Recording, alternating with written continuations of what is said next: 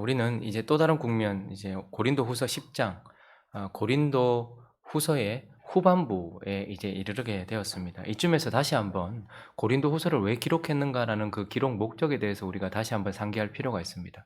고린도후서를 기록한 목적은 먼저는 1년 전에 계획했고 그들의 마음속에 있었던 예루살렘 교회, 가난한 예루살렘 성도들, 단순히 가난한 자들을 위한 것이 아니라 유대인과 이방인의 연합을 뜻하는 그런 연보, 그것을 목적으로 하고 있는 그 연보를 완성해라, 실행해라 라는 것을 권면하기 위하여서 고린도후서를 기록했습니다. 그러나 고린도후서를 기록한 진짜 목적은 고린도 교회, 이제 막 다시 정신을 차리고 다시 정상궤도로 돌아온 고린도 교회 안에 거짓 사도들이 들어왔고, 그리고 아직까지 잔존하여 남아있었던, 하나님께로 돌이키지도 않고 바울에게도 마음을 돌리지 않았던 대적자들이 거짓 사도들에 의하여서 그들과 함께 또다시 고린도 교회를 어지럽히고 있었기 때문이었습니다. 그래서 침투한 거짓 사도들이 어떠한 자들인지를 분별할 수 있게 하고, 또 그것들로부터 교회를 보호하기 위하여서 고린도 후서를 기록하였습니다. 그래서 고린도 후서는 크게 세 부분으로 나눌 수 있습니다. 1장부터 7장까지는 참 사도인, 진짜 사도인 바울의 마음과 삶과 그의 어떤 사역, 이런 그의 마음을 바라봄으로써 누가 진짜 사도인지를 보여주는 내용이 담겨져 있습니다. 그러니 진짜 사도의 마음을 통해서 진짜 사도의 모습을 바라보게 되는 것이죠. 그리고 두 번째 부분은 우리가 어제까지 살펴봤던 8장과 9장입니다. 연보에 대한 권면과 참 연보가 무엇인지에 대하여 말함으로써 진짜 연보가 무엇인지, 진짜 연보의 모습을 보여준 것입니다. 그리고 오늘 10장부터 나머지 13장까지는 가짜 사도, 거짓 사도와 대적자들에 대하여 명확하게 보여줌으로써, 그래서 진짜 사도의 모습이 어떠한지를 보여주는 것입니다. 그러니 첫 번째는 진짜 사도의 마음을 통해서 진짜 사도의 모습을 보았고, 두 번째 7장 8장은 진짜 연보가 무엇인지를 보았고, 세 번째 오늘부터 살펴보는 부분은 거짓 사도와 대적자들의 모습을 통하여서 진짜 사도의 모습이 어떠한지를 보여주는 것입니다. 그래서 10장부터의 특징은 그 표현이나 그 언어가 매우 강경하다라는 것입니다. 아주 정색을 하면서 말을 하고 있어요. 그래서 어떤 사람들은 심지어 10장부터 13장까지는 다른 편지였는데 붙인 것 아니냐라고 생각할 만큼, 왜냐하면 1장부터 8장까지, 9장까지, 우리가 어제까지 살펴봤던 9장까지는 아주 부드러운 어조로 말을 하고 있어요. 그런데 10장은 갑자기 바울이 정색을 하면서 아주 지적하면서 정죄하듯이 강경하게 말하고 있기 때문입니다. 그 이유는 간단한 것 아니겠습니까? 1장부터 9장까지를 기록할 때에는 돌아온 고린도 성도들을 향하여서 어떻게 그들을 권면하고 있는 모습이겠죠. 그러나 오늘 본문 10장부터는 거짓 사도들과 아직까지 남아있는 그 대적자들을 향하여 그들에 대하여 쓰고 있기 때문에, 그들에 대하여 표현하고 있는 것이기 때문에 그 언어는 매우 강경하고 또 정색하는 언어로 보여진다라는 것입니다. 자, 그러면 이제 오늘 본문 말씀을 통하여서 이제 거짓 사도들과 대적자들의 특징이 어떠한가를 몇 가지 살펴보려고 합니다. 진짜 사도의 모습을 보이기 위하여서 그 이전에는 진짜 사도의 마음을 보여줬다면, 이제 거짓 사도와 대적자들의 모습이 어떠한지를 우리에게 보여주면서 진짜 사도의 모습을 보여주려고 하고 있기 때문이죠. 그 첫 번째, 거짓 사도와 대적자들의 특징은 바로 비난한다, 비난하는 자다라고 우리에게 말씀해주고 있습니다. 계속해서 이어지겠지만 고린도후서 10장 오늘 본문만을 보면 몇 가지 그를 비난했던 말들이 들려집니다. 어떤 비난을 받았는지가 보여지는데, 먼저 10장 1절을 한번 볼까요? 읽어보겠습니다. 시작. 너희를 대면하면 유순하고 떠나 있으면 너희에 대하여 담대한 나 바울은, 자, 여기까지. 저 말은 지금 바울이 자기 자신을 자기 스스로가 묘사하고 있는 것이 아닙니다. 대적자들이 바울에 대해서 말하고 있는 거예요. 저기서 유순하다라는 단어와 담대하다라는 단어는 비꼬면서 하는 말이거든요. 그러니 이렇게 말할 수 있는 것입니다. 대적자들과 거짓 사도들은 바울이 같이 있으면 끽소리도 못하는 거예요. 말도 어눌하죠. 그렇다고 뭐 강경하게 명확하게 똑부러지게 얘기하는 것도 아니에요. 그러니 우리와 대면하고 있으면 비실비실하면서, 떠나기만 하면 강경하게 글로써 비난하고 비판하는, 떠나고 너희에 대하여 담대한, 떠나 있으면, 이렇게 표현한 거죠.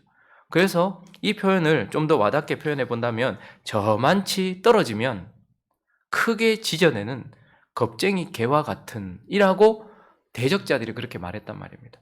가까이서는 한마디도 제대로 하지 못하면서 저만치 떨어지면 크게 지저대는 겁쟁이 개와 같은 이라고 말했는데, 바울은 그 말을 고스란히 받으면서 너희들이 그렇게 말한 그와 같은 나 바울은 이라고 말하고 있는 것이죠. 그러니 그는 이런 비난을 받고 있었습니다. 또 2절은 또 이런 비난을 받고 있는데요. 2절도 보시면, 또한 우리를 육신에 따라 행하는 자로 여기는 자들, 또 그들은 뭐라고 비난했냐면 바울은 아주 육신적이다 이렇게 말을 했습니다. 참 아이러니하기도 하고 정말 어이없기도 하죠. 예수님 다음으로 가장 영적이라고 말할 수 있는 바울을 향해서 거짓 사도들과 대적자들 아주 육신적인 사람이다, 아주 육적인 사람이다 이렇게 표현했어요. 고린도 사회나 고린도 시민이 바라봤을 때 바울은 아주 율법적이고 아주 철저해 보이겠죠. 왜냐하면 그 자유분방한 고린도 시민의 입장에서 봤을 때는 바울의 삶이 매우 율법적으로 보일 수밖에 없었겠죠. 이것도 하지 마라 저것도 하지 마라 이렇게 얘기하니까요. 그런데 예루살렘으로부터 온 거짓 사도들의 입장, 율법주의자들의 입장에서 봤을 때는 바울은 너무 율법적이지도 않고 너무 해이하고 너무 육적인 거예요. 시장에서 파는 고기를 먹어도 된다고 말하지를 않나, 할례를 하지 않아도 된다고 말하지를 않나, 절기도 지키지 않아도 된다고 말하지를 않나, 이런 식으로 보이는 바울이 아주 육신적인 사람이다. 그 사람은 율법적이지 않다, 하나님의 뜻을 따라가지 않는다라고, 율법적이지 않다 뿐 아니라 육적이다라고, 율법을 어기는 자, 육신적인 자다 이렇게 비난을 했던 것입니다. 그리고 8절과 9절을 보시면 또 이런 비난도 받고 있었는데, 주께서 주신 권세는 너희를 무너뜨리려고 하신 것이 아니요 세우려고 하신 것이니. 이 말은 무슨 말입니까? 9절 읽어보겠습니다. 9절, 이는 내가 편지들로 너희를 놀라게 하려는 것 같이 생각하지 않게 하려며. 뭐라고 비난했냐 하면, 바울은 자꾸 편지를 써서 너희를 그냥 놀라게 한다는 것은 그냥 단순히 아이고 놀란다 이게 아니라 자꾸 비난하고 정죄해서 사람을 힘들게 만든다라는 거. 그래서 자꾸 무너뜨리려고 한다는 거. 그러니까 바울은 너희를 사랑하지도 않고 자꾸 떨어지면 너희들을 정죄하고 너희들을 비난하고 너희들을 무너뜨리려고 자꾸 그런 편지들을 보내는 거다. 벌써 4번째 편지 아니냐. 벌써 3번째 편지도 한번 봐봐라. 이 편지를 받고 누가 세워지겠느냐 라고 말하면서 한번 봐라. 바울이 이렇게 너희를 비난하고 정죄하는 이유는 너희를 무너뜨리려고 그러는 거야. 그래서 편지들로 자꾸 사람들을 마음 어렵게 만들고 속상하게 만드는 거야 라고 비난을 했던 것입니다. 그리고 13절을 보시면 읽어볼까요? 시작. 그러나 우리는 분수 이상의 자랑을 하지 않고 오직 하나님이 우리에게 나누어 주신 그 범위의 한계를 따라 하노니 곧 너희에게까지 이른 것이라. 또 어떤 비난을 받고 있냐면, 바울은 자기의 한계를 넘어서 너희에게 간섭하고 있고 자기에게 없는 권위를 지금 계속해서 주장하고 있는 거다. 바울이 너희에게 그렇게 할 권세가 뭐가 있냐?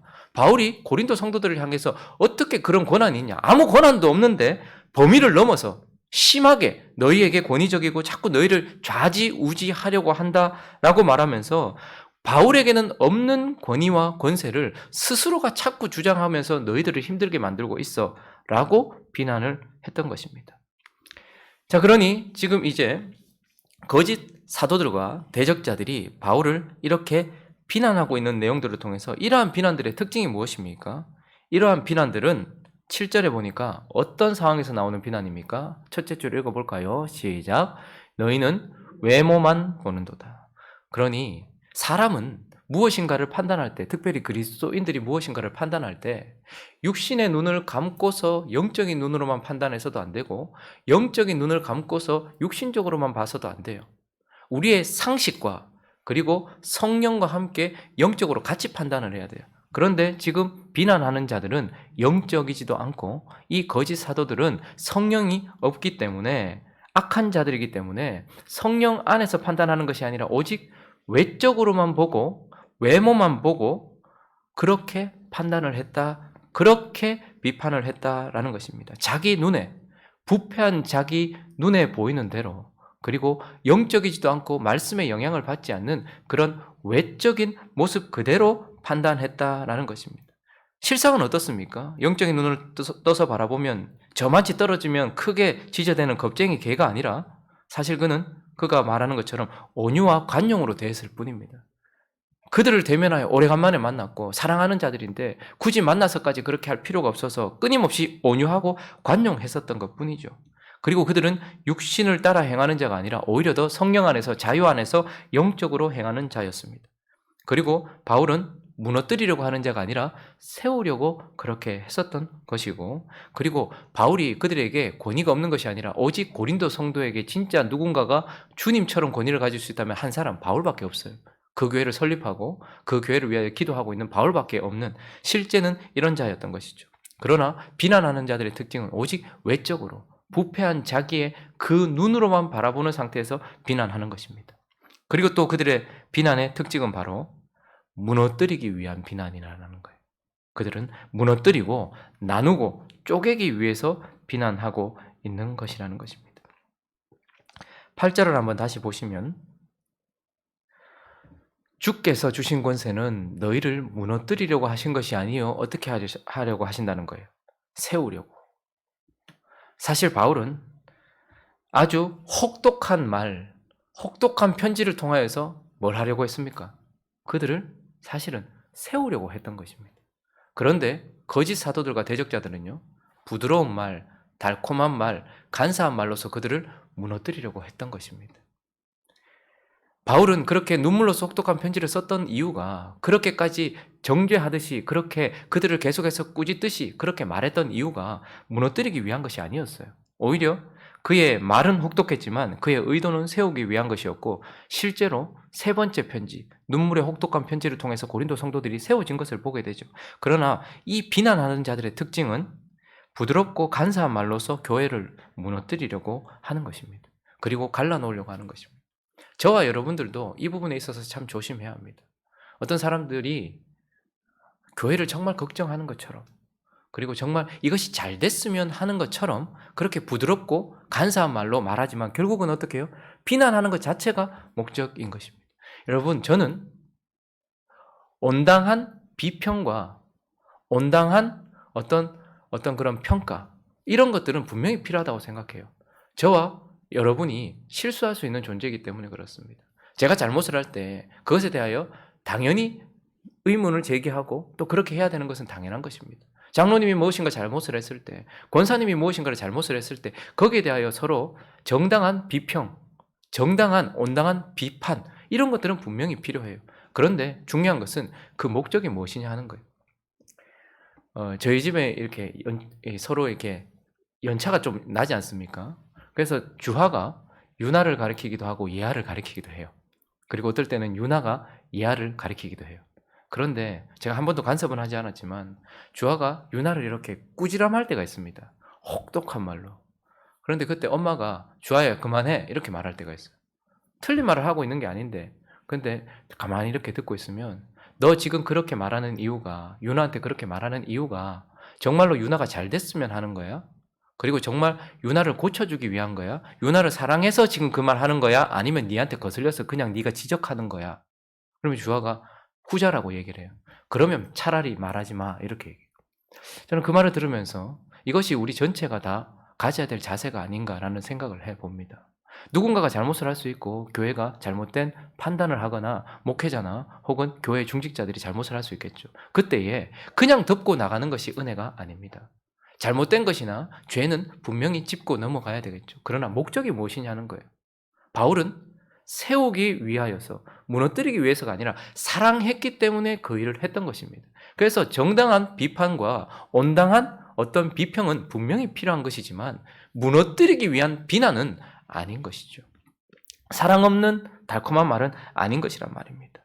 그래서 거짓 사도와 대적자들의 첫 번째 특징은 바로 비난한다. 무너뜨리기 위한, 외모만 보고서 무너뜨리기 위한 비난을 하는 것이 그들의 특징인 것입니다. 자, 두 번째는 자랑하는 자다라고 말하고 있습니다. 12절 말씀을 한번 볼까요? 12절 읽어봅니다. 시작. 우리는 자기를 칭찬하는 어떤 자와 더불어 감히 짝하며 비교할 수 없노라.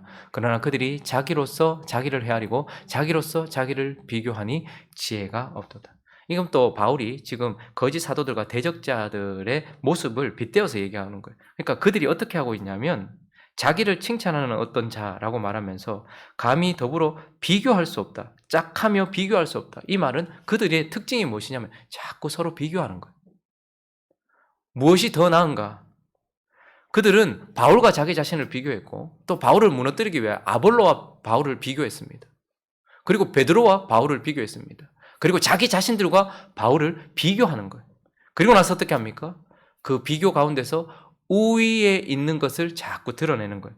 자기들이 더 잘한다라고 생각하는 것, 그리고 사람들이 더 높이 평가할 만한 것들을 자꾸 드러내요. 그런데 그 특징이 무엇이냐면 자기가 자기의 잘난 것을 칭찬한다. 이것이 그들의 특징인 것입니다. 비교하고 그래서 그 비교 가운데 자기들이 나은 것을 드러내되 이 드러내는 걸 누가 하는 거예요? 스스로가 자기 자신을 높이고 자랑하는 것을 보게 되는 것입니다.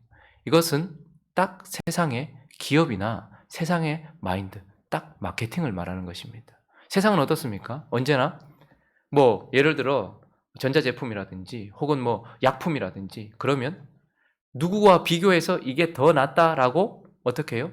자기의 나은 점, 그것을 더 드러내고 근데 그걸 드러낼 때 어떻게 드러냅니까? 자기 스스로가 그걸 드러내는 거. 그런데 주님은 뭐라고 말씀하십니까? 17절 보면 자랑하는 자는 어떻게 하래요? 주 안에서 자랑하라. 인정함을 받는 자는 자기를 칭찬하는 자가 아니고 오직 주께서 칭찬하는 자라는 것. 그러니 세상은 언제나 비교해서 자기의 우위에 있는 것을 스스로가 자꾸 드러내요. 그러나 주님은 주 안에서 자랑하고 주님이 자랑하게 하라는 것. 그러니 무엇입니까? 진짜는 주님이 자랑하든지 아니면 다른 이가 자랑하게 만드는 것. 그것이 중요한 것입니다. 그런데 그들은 스스로 비교하면서 자기들의 나은 점들을 자기 입으로 계속해서 비교하면서 결국 무엇하는 거예요? 이 칭찬하는 이유는 자기를 높이기 위한 거예요. 그리고 결론적으로는 자기를 따르게 하기 위한 것이고 그래서 더 깊이 근본적인 이유는 자기를 따르게 해서 자기의 이익을 추구하기 위하여서 그렇게 자꾸 칭찬하는 거예요. 우리는 TV를 켜자마자 수없는 광고를 봅니다. 그 모든 것들이 다 자기 자랑이에요. 자기들이 섭외한 사람, 자기들이 스스로를 계속해서 자랑을 해요. 그래서 자기를 결국 높이고 자기를 따르게 하고 자기가 이익을 추구하고 그래서 광고, 마케팅은 결국 수많은 이익을 추구하게 만드는 것이죠. 거짓 사도들과 대적자들의 특징도 바로 이런 자랑에 있다라고 말하는 것입니다. 그리고 마지막 한 가지를 더 살펴볼까요? 오늘 본문을 통하여서 거짓 사도들과 대적자들의 또 특징은 무엇인가 하면 한계를 넘는다라는 것입니다. 한계를 넘는다라는 특징을 가지고 있어요. 자, 13절 말씀 한번 볼까요? 읽습니다. 시작. 그러나 우리는 분수 이상의 자랑을 하지 않고 오직 하나님이 우리에게 나누어 주신 그 범위의 한계를 따라 하노니 곧 너희에게까지 이른 것이라. 하나님께서는 모든 사람에게 한계를 정해 주셨습니다. 아담이 에덴의 왕이었지만 선악과를 통해서 그 위에 권위가 있다는 것을 늘 정해 주세요. 그래서 자식은 부모를 둠으로써 한계를 정합니다. 이웃을 둠으로써 우리는 법을 둠으로써 사람은 진짜 자유는 한계 안에서 주어지는 것입니다. 그래서 바울이 지금 무슨 얘기를 하고 있냐면 13절에 보니까 그러나 우리는 분수 이상의 자랑을 하지 않고 오직 하나님이 우리에게 나눠주신 그 범위의 한계를 따라서 너희에게 이른 것이다. 자, 14절 읽어보겠습니다. 시작. 우리가 너희에게 미치지 못할 자로서 스스로 지나쳐 나간 것이 아니요 그리스도의 복음으로서 너희에게까지 이른 것이다. 자, 우리가 너희에게 간 이유는 무엇이냐면 지금 바울이 한 10여 년 전에 예루살렘에 있었던 사도들과의 협약을 지금 언급하고 있는 것입니다. 지금 그때에 베드로와 바울이 어떤 협약을 맺었습니까? 서로가 다 하나님께서 세우신 사도라는 것을 인정했어요. 자, 그런데 이들 안에 이제 한계가 생겼습니다. 베드로는 누구의 사도? 유대인의 사도. 대신에 바울은 누구의 사도? 이방인의 사도. 그래서 사실 바울의 마음속에는 자기 동족, 자기 혈족들에 대하여서 마음이 있었어요. 그런데 하나님은 한계를 정하셨어요. 베드로가 유대인의 사도예요. 그래서 바울은 어디로 가야 돼요? 이방인에게 가야 하는 것이었습니다. 그래서 14절을 보면 우리가 너희에게 미치지 못할 자로서 스스로 너무 지나치게 나아가서 너희에게 이른 게 아니다. 하나님이 내게 정해주신 범위 안에서 하나님이 나를 이방인의 사도로 두셨기 때문에 내가 너희에게 복음으로써 거기 이른 것이다. 그래서 베드로는 고린도 교회에 대하여 전혀 영향력을 미치지 않았습니다. 왜요? 자기의 한계를 넘어가는 것이었기 때문입니다. 그런데 거짓 사도들은 지금 무엇입니까? 예루살렘으로부터 와서 유대인 율법주의자들이면서 어디로 온 거예요?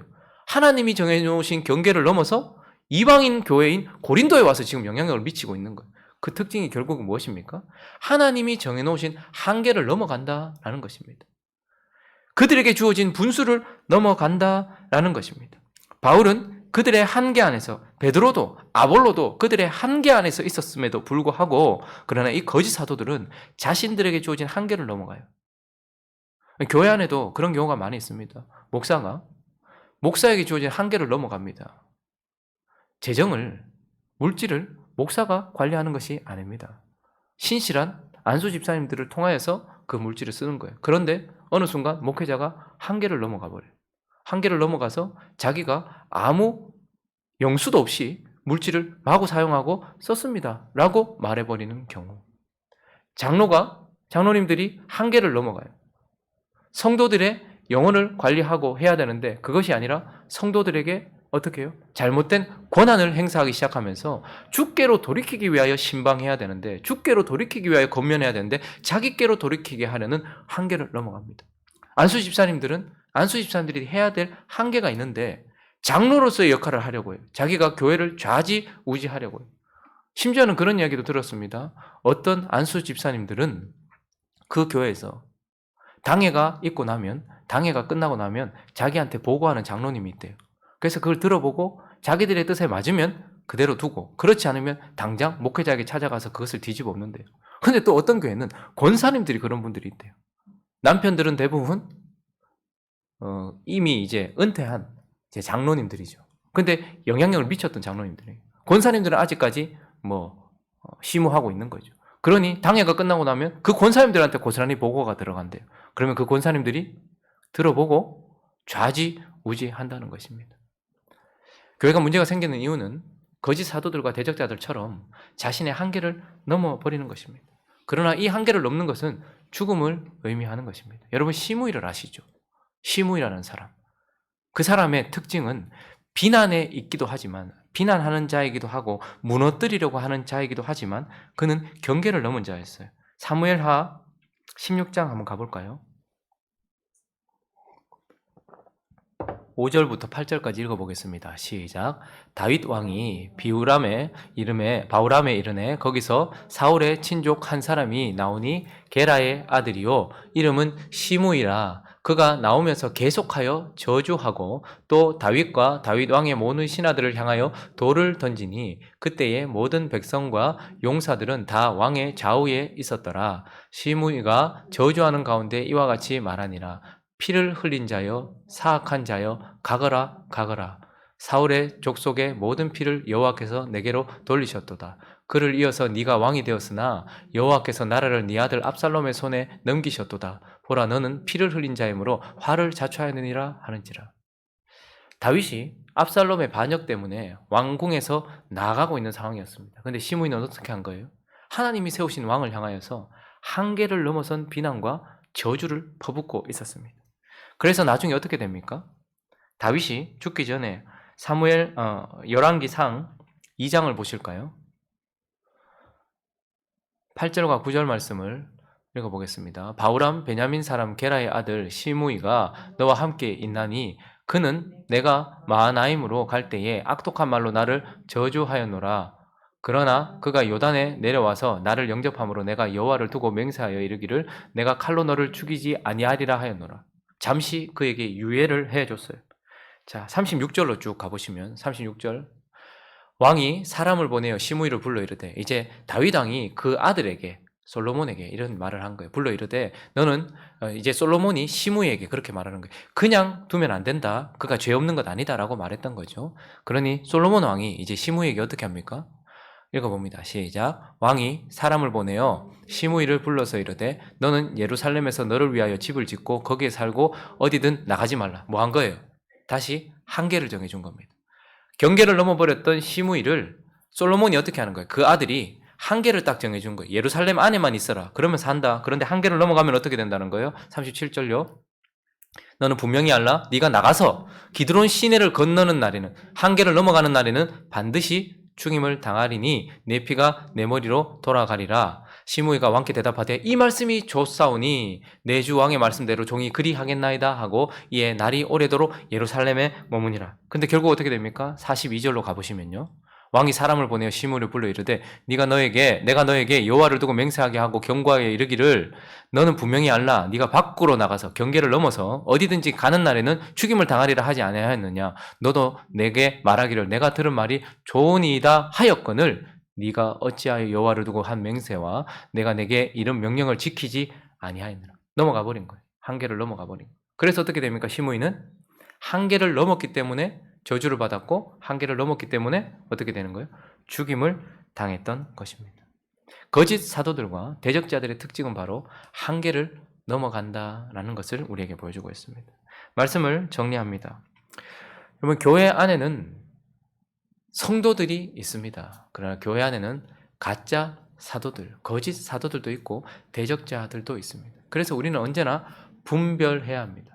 교회 안에서도 우리는 언제나 정신을 차리고 이런 사람들을 분별해야 합니다. 그러나 이 분별의 대상 안에 우리도 넣어야 하는 것입니다. 그러니까 내가 거짓 사도인가? 이것을 분별하는 것이 아니라 내가 그들을 닮아가고 있지는 않은지, 내가 그들의 모습을 흉내내고 있지는 않은지, 나도 모르게 부패한 내 마음을 따라서 옛 모습으로 돌아가고 있지는 않은지 언제나 우리 자신을 살피면서 비난과 자기 자랑과 경계를 넘어버리고 한계를 넘어버리는 거짓 사도들 그리고 대적자들을 분별하시고 그와 같은 모습으로 따라가지 않기 위하여 날마다 경성하는 저와 여러분 되시기를 예수 그리스도의 이름으로 축원합니다. 같이 한번 기도하겠습니다. 바울은 자신의 진실한 마음과 애끓는 자신의 마음을 보여주면서 진짜 사도가 누구인지를 보여주고 10장부터는 거짓 사도들과 대적자들의 모습을 하나하나 짚어가면서 진짜 사도가 누구인지를 보여줄 것입니다. 정확하게 분별했으면 좋겠습니다. 우리도 분별해야 됩니다. 아무렇지도 않게 따라가는 그 목회자가 아무렇지도 않게 살아가는 나의 모습이 이런 모습이 되지 않도록 또 그런 자인 걸 분별할 수 있도록 은혜를 달라고 또 각자의 기도 제목들을 가지고 함께 기도하며 나갑니다. 기도하겠습니다.